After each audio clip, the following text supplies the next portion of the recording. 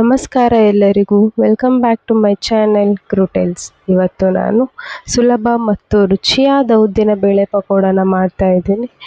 ಇದು ಹೊರಗಿನಿಂದ ತುಂಬ ಕ್ರಿಸ್ಪಿ ಆಗಿರುತ್ತೆ, ಹಾಗೆ ಒಳಗಡೆ ತುಂಬ ಸಾಫ್ಟ್ ಆಗಿರುತ್ತೆ.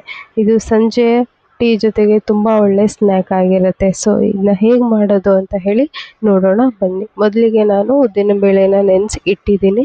ಕೊತ್ತಂಬರಿ ಸೊಪ್ಪು, ಹಸಿಮೆಣಸಿನ್ಕಾಯಿ, ಶುಂಠಿ, ತೆಂಗಿನಕಾಯಿನ ಚಿಕ್ಕದಾಗಿ ಕಟ್ ಮಾಡ್ಕೊಂಡಿದ್ದೀನಿ, ಅಜ್ವೈನ್ ಮತ್ತು ಜೀರಿಗೆ.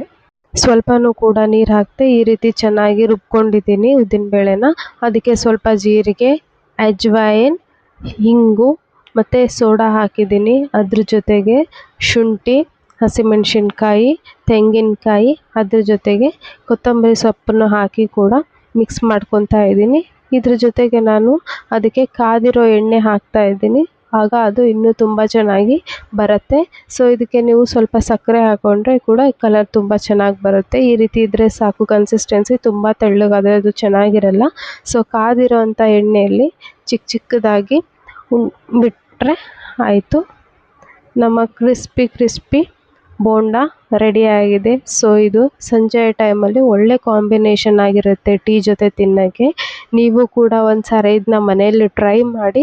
ನಿಮ್ಗೆ ಏನಾದರೂ ಈ ರೆಸಿಪಿ ಇಷ್ಟ ಆಯಿತು ಅಂತಂದರೆ ಪ್ಲೀಸ್ ಲೈಕ್, ಶೇರ್, ಕಮೆಂಟ್ ಹಾಗೂ ಸಬ್ಸ್ಕ್ರೈಬ್ ಮಾಡೋದನ್ನು ಮಾತ್ರ ಮರಿಬೇಡಿ. ಮತ್ತೆ ಮುಂದಿನ ವಿಡಿಯೋದಲ್ಲಿ ಸಿಗೋಣ.